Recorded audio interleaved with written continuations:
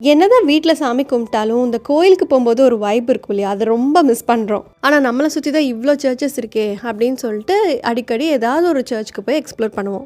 அந்த மாரி இந்த வீக்கெண்டு போயிருந்தது தான் ஃப்ரான்ஸ்லயே மிக பழமையான ஒரு கேத்தட்ரல். லா மேஜர்னு இந்த கேத்தட்ரல மக்கள் எல்லாரும் சொல்றாங்க. இது ரோமன் கேத்தலிக்கோட கேத்தட்ரல்னு சொன்னாங்க. அப்புறம் ஃப்ரான்ஸோட நேஷனல் மான்யூமெண்ட் கூடவாம்.